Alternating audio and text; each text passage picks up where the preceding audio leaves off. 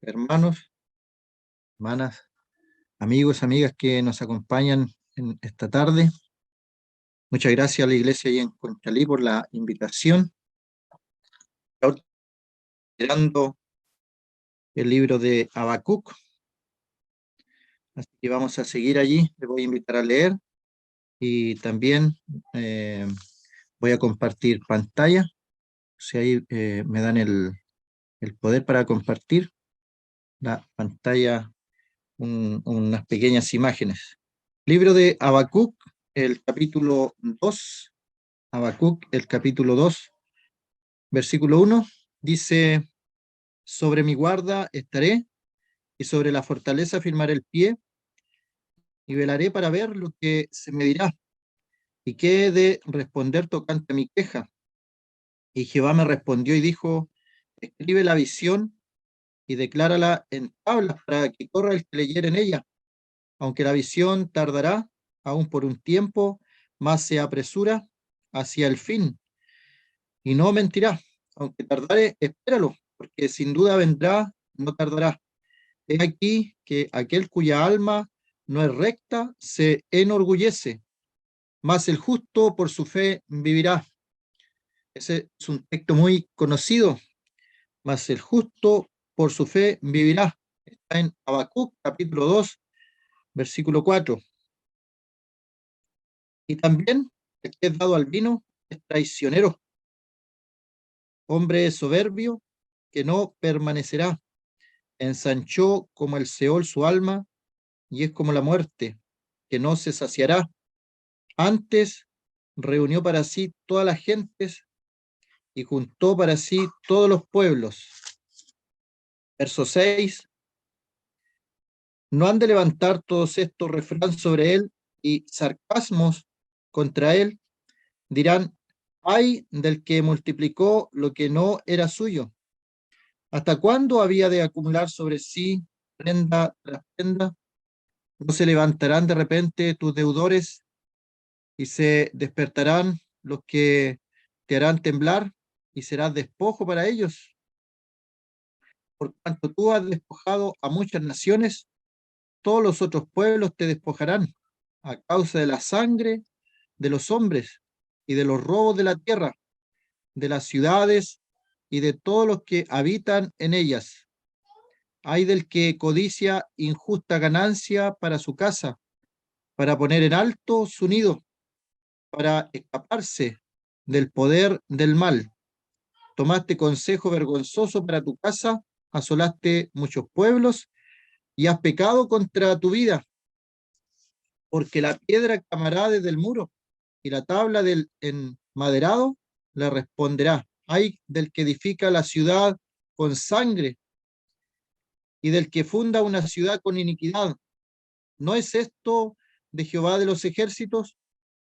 Los pueblos, pues, trabajarán para el fuego y las naciones se fatigarán en vano, porque la tierra será llena del conocimiento de la gloria de Jehová, como las aguas cubren el mar. Ay del que da de beber a su prójimo, ay de ti, que le acercas tu hiel y le embriagas para mirar su desnudez. Te ha llenado de deshonra más que de honra. Bebe tú también y serás descubierto.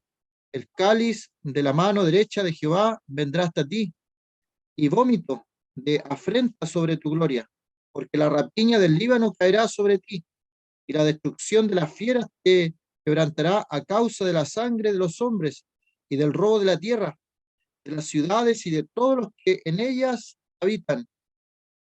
¿De qué sirve la escultura que esculpió el que la hizo?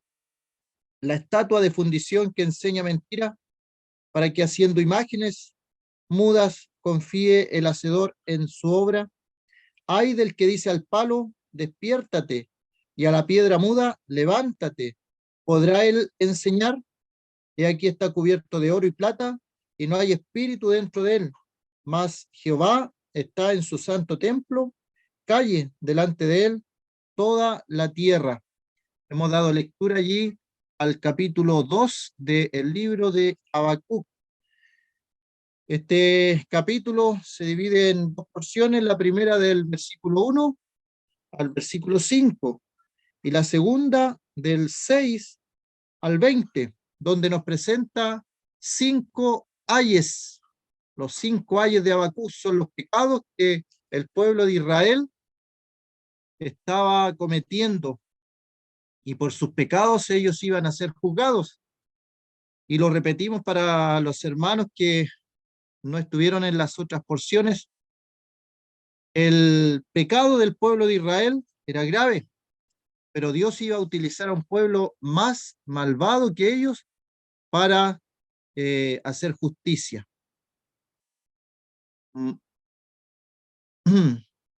Voy a compartir una pantalla ahora para que vayamos viendo el, el proceso que vivió este pueblo, el pueblo de Israel.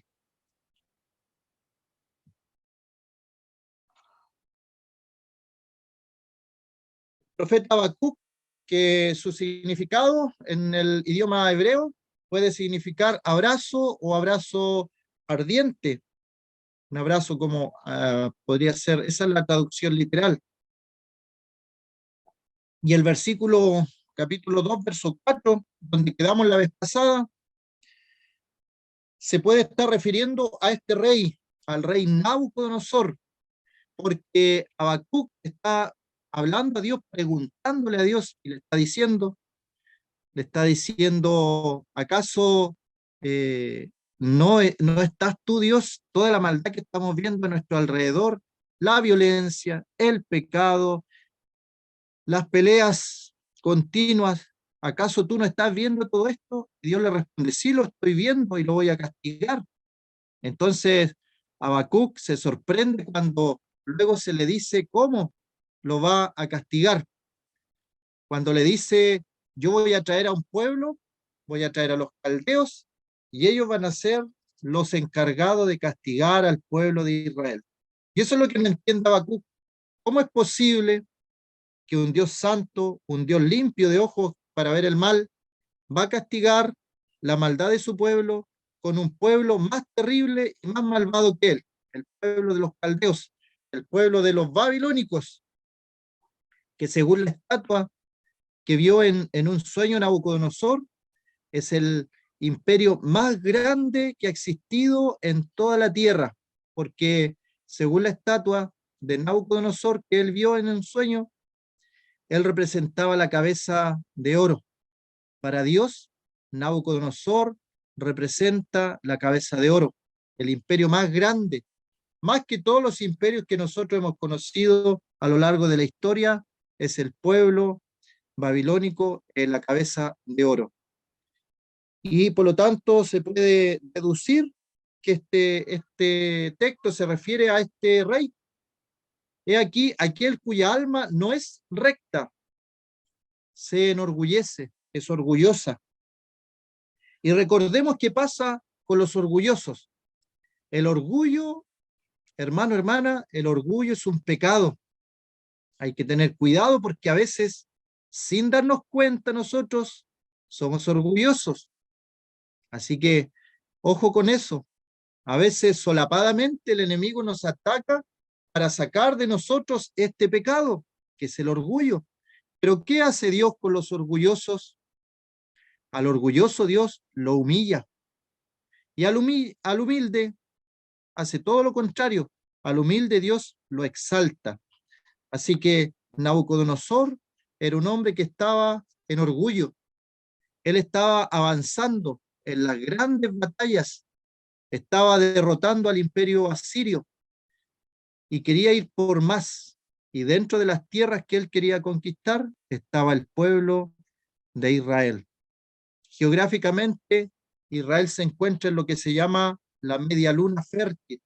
Por eso todos los imperios quieren conquistar Israel, porque es un lugar muy estratégico, a pesar de ser un país pequeñito que aproximadamente tiene lo que era la región del Biobío, la región antigua del Biobío, porque ahora se separó y hay dos regiones, pero la región antigua del Biobío es un país pequeñito.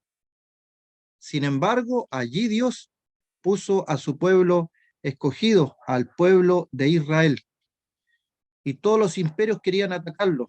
Los asirios lo atacaron, se llevaron cautivos personas, y ahora viene el turno de los caldeos, de los babilónicos, un imperio grande.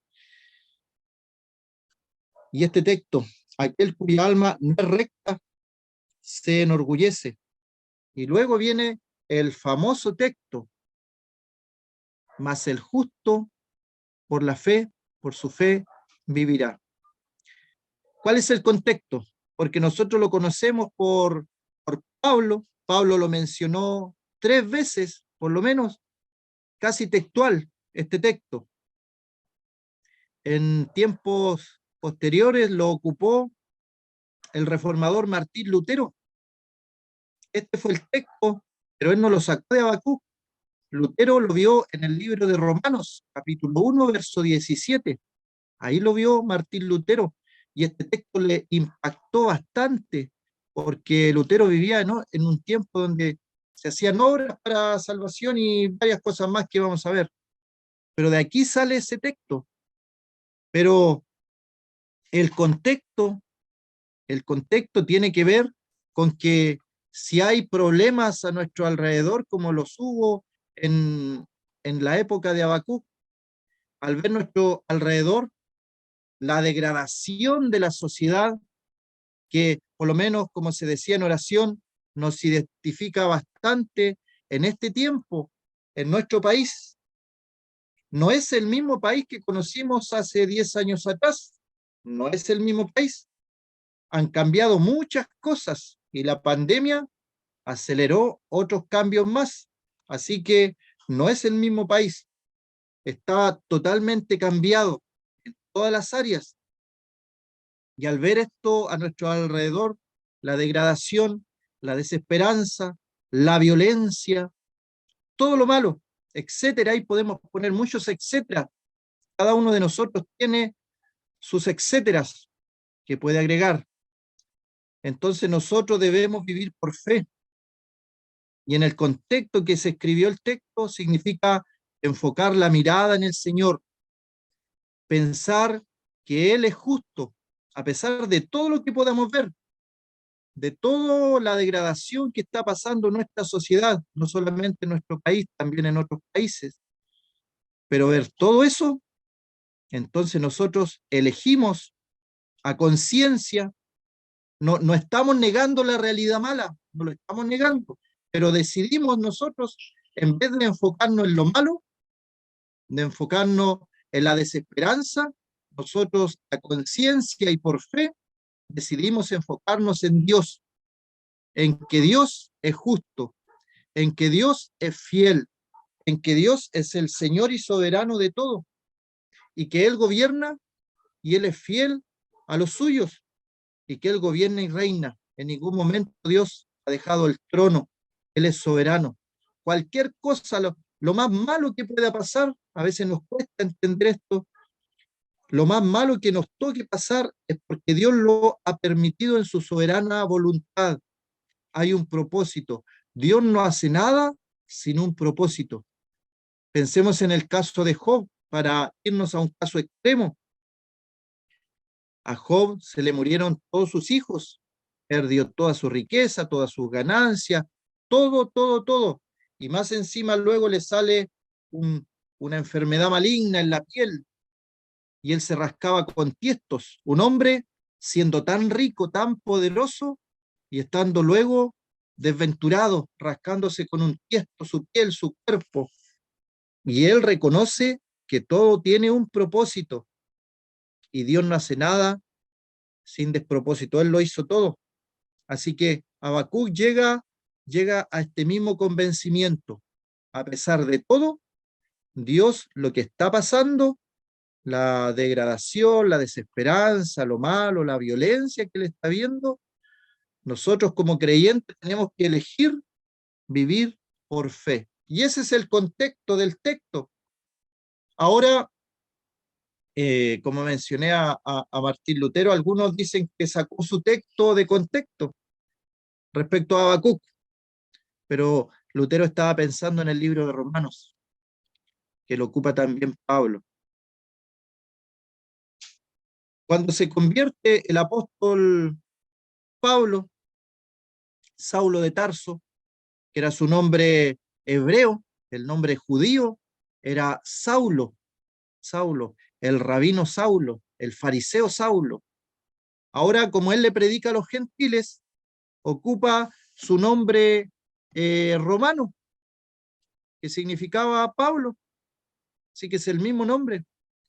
Y Pablo se convierte camino a Damasco, y él era un erudito de los escritos antiguos, de los profetas, y específicamente parece del profeta Habacuc.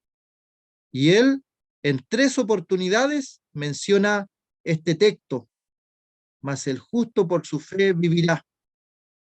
El apóstol Pablo le predica a todo el imperio romano donde no se había predicado al Señor Jesucristo.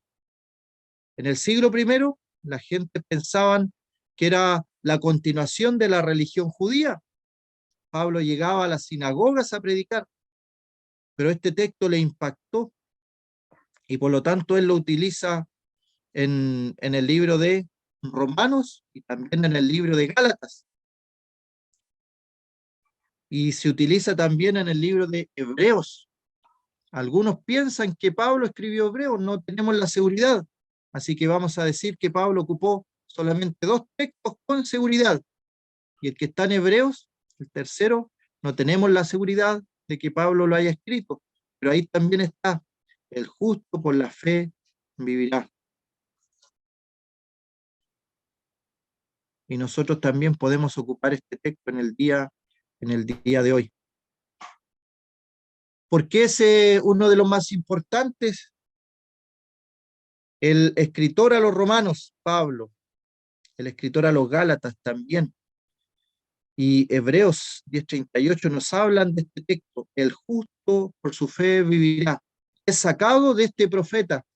Dijimos la vez pasada y lo repetimos, que se llaman profetas mayores y profetas menores, no por la extensión, o sea, no porque sean más importantes, sino por la extensión de sus escritos. Así que hay 12 escritores, 12 profetas, que sus escritos son más cortos, y por eso algunos le llaman profetas menores, otros le llaman los 12 profetas, pero allí está. Así que vamos a examinar solamente a grosso modo, vamos a leer estos textos. Romanos, Romanos capítulo 1, verso 17. Y este es el texto que le llama la atención a Martín Lutero en la Reforma. En el contexto de él, las personas estaban trabajando por su salvación, echando monedas a unas cajas para sacar gente del purgatorio y haciendo obras para salvarse. Dentro de ese contexto aparece este texto como un candelero para Martín Lutero. Dice: porque en el Evangelio la justicia de Dios se revela por fe y para fe, como está escrito: mas el justo por la fe vivirá. Aquí cuando Pablo dice, como está escrito, se está refiriendo a lo que vemos en Habacuc. Habacuc. Yo me pregunto entonces si nosotros somos capaces de identificar textos en el Nuevo Testamento que aparecen allí escritos porque los escribió Pablo, y Pablo era un fariseo, así como Nicodemo, personas que conocían el Antiguo Testamento. Y el Señor, por ejemplo, le dice a Nicodemo: así como Moisés levantó la serpiente en el desierto, ¿podemos nosotros saber dónde está escrito eso en el Antiguo Testamento? Cuando el Señor le dice a los fariseos también: y como la señal que les voy a dar a ustedes es la señal del profeta Jonás. ¿Podemos saber nosotros a qué se está refiriendo el Señor con la señal del profeta Jonás? ¿Somos capaces de ir al Antiguo Testamento y buscar el libro de Jonás y buscar dónde está la señal del profeta Jonás? Cuando el Señor dice, será hombre y mujer, como en el principio, somos capaces de ir al lugar donde el Señor muestra que varón y hembra los creó, y eh, ya no serán dos, sino que serán una sola carne. Tenemos esa capacidad de ir al Antiguo Testamento y buscar, cuando en el libro de Mateo dice, para que se cumpliese lo dicho por el profeta. Podemos decir, esto lo escribió el profeta Isaías, esto lo escribió el profeta Jeremías, y vamos al Antiguo Testamento y encontramos esos escritos. Cuando el Señor en la cruz dice, Dios mío, ¿por qué me has desamparado? Sabemos que se está refiriendo a un salmo en la antigüedad, y encontramos ese salmo y sabemos a lo que se está refiriendo. Varias veces encontramos en la Escritura para que se cumpliese lo dicho por el profeta. Y varios textos que aparecen en las cartas de Pablo son sacadas de los profetas mayores y los 12 profetas, o profetas menores así llamados. Y uno de esos textos es, el justo por la fe vivirá. Aquí en Romanos se enfatiza lo que es el justo, porque viene hablando de la justicia, viene hablando de eso. Mas el justo por la fe vivirá. El libro de Romanos nos habla de eso. La justicia de Dios se manifiesta por la fe. Y por eso le llama la atención al reformador Lutero, porque en aquel tiempo estaban las obras predominando, y él empieza a leer y llega a este texto. Y algunos piensan, por los escritos de Lutero, que él vio este texto cuando iba subiendo unas escalinatas en Roma, y varias personas iban de rodillas, sacrificando sus cuerpos, subiendo esas escalinatas. Conocemos la idea nosotros en el día de hoy. Mi pueblo natal es Yumbel, un pueblo entregado también a la idolatría hasta el día de hoy. Gente con sus rodillas sangrando, gente con sus espaldas haciéndose alguna cosa, pensando que con eso va a agradar a Dios las obras. Pero los profetas dicen que nuestras obras delante de Dios son como trapo de inmundicia. El justo por la fe vivirá. ¿Cuántas personas hay que están haciendo sacrificios, haciendo obras para alcanzar salvación? Y aquí están los textos, y sale de Habacuc, el justo por la fe vivirá. El que aparece en Gálatas, el libro de Gálatas, capítulo 3, verso 11, dice, y que por la ley ninguno se justifica para con Dios. Es evidente, porque el justo por la fe vivirá. Aquí en el libro de Gálatas lo está enfatizando hacia lo que es el vivir, el vivir. El creyente en este mundo va a vivir por fe. ¿Se acuerda lo que le pasaba a los Gálatas y cuál era su problema? El libro de Gálatas no fue escrito a una ciudad como el libro de Corintios, o de Corintios, porque ahí estaba Corinto, una ciudad. El libro de los Gálatas fue escrito a una región, la región de Galacia.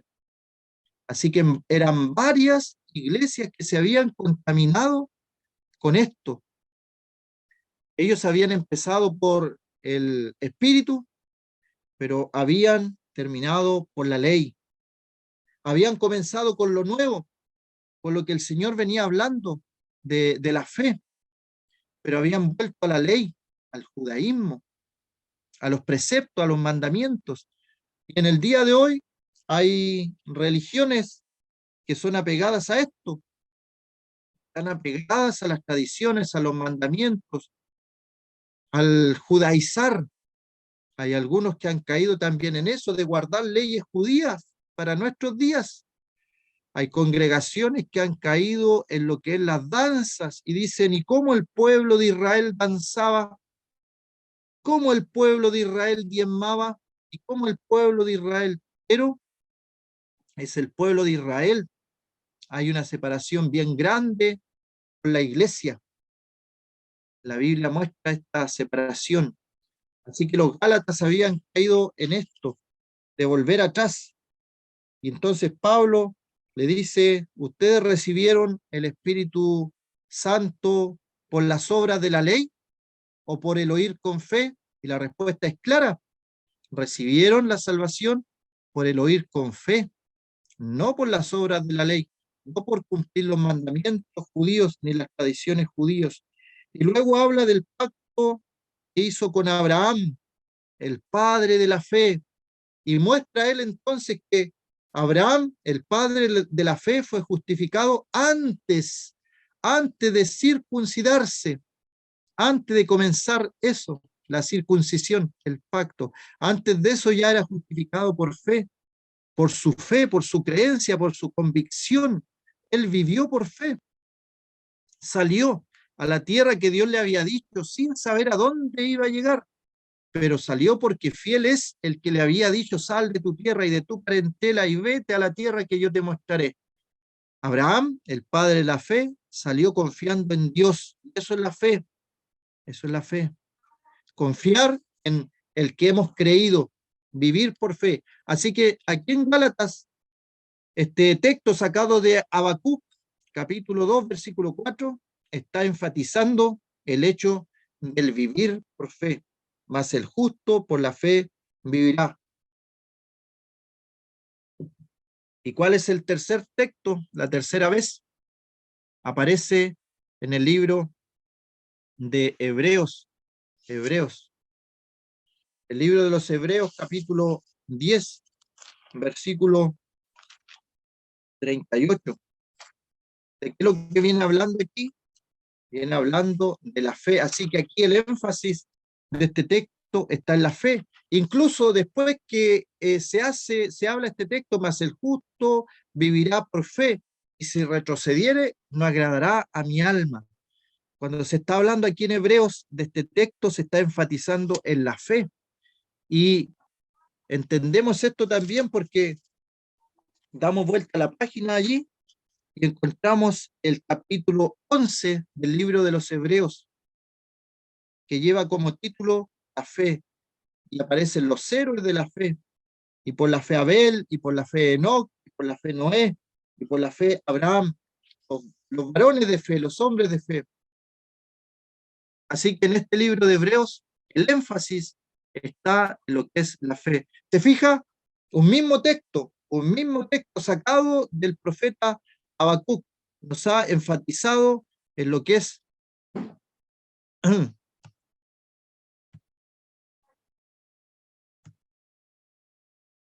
tres textos y el énfasis es distinto, porque la palabra de Dios es viva, eficaz y más cortante que espada de dos filos y penetra hasta partir el alma. Un mismo texto sacado de Habacuc, en un lado enfatiza lo que es el justo, a la persona del justo, que el justo vivirá por fe. En Gálatas nos enfatiza que el vivir es por fe, el creyente tiene que vivir por fe y va a experimentar en su vida momentos donde va a tener que vivir por fe, va a tener que hacer cosas a pesar de que el entorno le diga lo contrario, porque Dios le ha dicho que haga eso. Eso es vivir por fe. Y aquí enfatiza la fe, el justo por su fe vivirá. Y tenemos todo el capítulo 11 del libro de los Hebreos hablando de la fe y de los hombres de fe y de lo que hicieron por fe. Hay algunos que hicieron grandes cosas por fe y quedaron sus nombres registrados allí, pero también tenemos el caso de otras personas que también tuvieron fe, y dice el capítulo 11 de la fe, Hebreos 11, 36 dice, otros experimentaron vituperios por la fe, azotes por la fe, y además de esto, prisiones y cárceles por la fe. ¿Se fija? Ahí está la otra parte de la fe. Aparece el capítulo 11, personas haciendo grandes cosas por la fe, Y luego llega al versículo 38, donde personas fueron vituperadas, fueron azotadas, echadas en cárceles y en prisiones, también por la fe.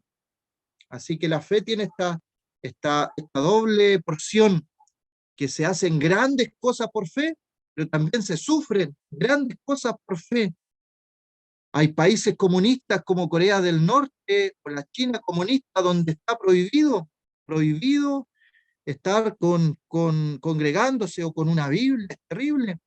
Hay otros países comunistas como Cuba que permiten que la gente se reúna, pero envían a gente del Estado a mirar cómo son las reuniones, pero los dejan. Pero no es lo mismo en nuestro país. En nuestro país vivimos, podríamos decir, todo calmo, todo tranquilo. Nadie nos va a perseguir por nuestra fe. Ha sido así. Así que tenemos el mismo texto con énfasis diferentes. Y aquí el que yo hablaba de Martín Lutero, también él lo ocupó. Él reformó lo que era la Iglesia Católica allí. Todos los abusos de la Iglesia, él los denunció públicamente y también sufrió persecución por su fe, porque hay momentos en que hay que ser valientes y sufrir persecución por la fe. Hay países donde, como decía, no se persigue a los hermanos, está todo muy tranquilo, muy calmado, pero llega un momento en que hay que levantar la voz.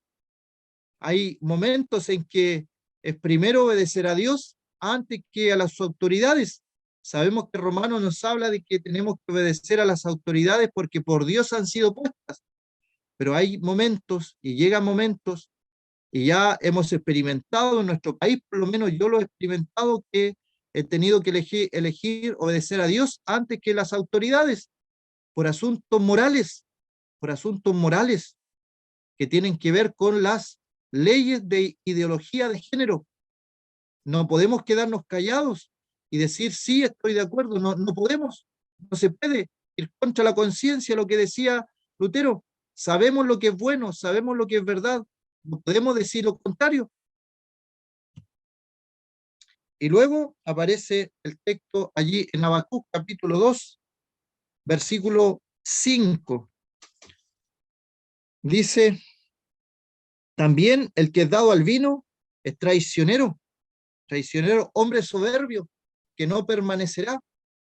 ¿Sabe que este pecado de la borrachera, de la embriaguez, a veces no lo tomamos muy en cuenta, pero trae consecuencias graves y lamentables? Sabemos si hay algún amigo aquí que el tomar vino no es pecado, no es pecado. Incluso Pablo le recomienda a Timoteo que tome un poco de vino por su estómago. El pecado es la borrachera, el embriagarse, el tomar desmedidamente este, este brebaje, este líquido, el que es dado al vino.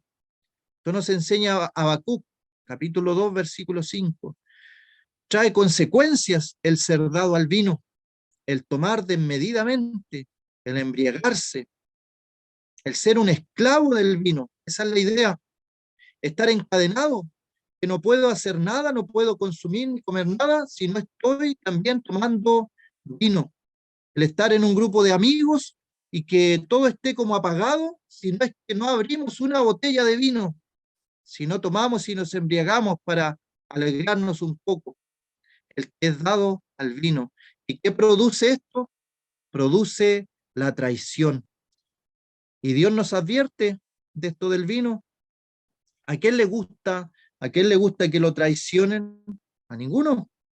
Pero la traición tiene que ver con esto del vino. Muchos testimonios hay de personas que, habiendo tomado un poco de más, se han tenido que arrepentir de las consecuencias que han provocado el tomar de más este líquido. Accidentes, accidentes, choques, lamentables accidentes de tránsito. ¿Y cuánta campaña no se hace cada año en las fiestas? Va a llegar septiembre, campañas para que la gente no maneje cuando está en estado de ebriedad. Y volvemos a ver las noticias cada año, muerte. Gente que no tomó nada de alcohol, pero lo chocó alguien que sí había tomado. Así que cuando se incurre en este pecado, aparte de dañarse a uno mismo, también está dañando a otras personas inocentes, personas que son amigas, buenos amigos, se embriagan y comienzan a discutir y de repente uno saca un arma y asesina a su amigo en un momento de conflicto por ser dado al vino. Es una de las drogas que está legalizada, pero no porque una droga esté legalizada es que Dios esté de acuerdo con ello. ¿Qué pasa si el día de mañana se legaliza todo lo que es la marihuana y la cocaína? ¿Se fija la diferencia? Son cosas que la escritura dice allí claramente. Hay ley de Dios y está la ley de los hombres. No porque una ley humana autorice alguna cosa quiere decir que está todo bien. Podría, por ejemplo, me llegó una pregunta una vez al correo respecto a un negocio. ¿Podría un creyente tener un negocio de alcoholes, por ejemplo? Porque es un negocio legal. ¿Podría? ¿Qué le contestaría a usted? ¿Qué pasa si esa persona tiene el negocio, un negocio próspero, pero y ve, cada día que ve accidentes de tránsito o estos asesinatos entre amigos ebrios, ¿no pensará, acaso yo que soy el dueño de la botillería, no soy cómplice de todo esto?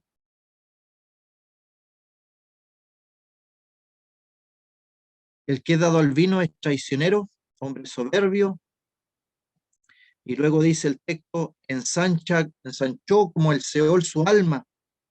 Hay una conexión entre este pecado también y el alma. El libro de Proverbios también nos habla bastante de este pecado, y es como la muerte, que no se saciará. Antes reunió para sí todas las gentes y juntó para sí todos los pueblos. Así que ahí está Habacuc dándonos las advertencias. Esto no es nuevo, obviamente, esto no es nuevo. También lo que es la drogadicción, alguien podría pensar que es nuevo, pero en la antigüedad tenía otro nombre, pero también los sacerdotes, por ejemplo, los sacerdotes paganos, los sacerdotes de las culturas primitivas, tenían ellos visiones y cosas, y antes de tener sus visiones y todas esas cosas, por ejemplo, masticaban coca. Aquí los sacerdotes de las culturas primitivas en América Latina. Obviamente entendemos por qué llegaban a ese éxtasis y veían y escuchaban cosas ellos.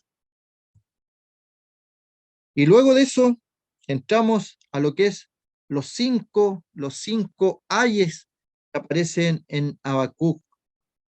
Está el versículo, el primero está en el versículo 6, el primer ay, luego en el versículo 9, el segundo ay, y luego el versículo 12, el tercer ay, del que edifica ciudad con sangre.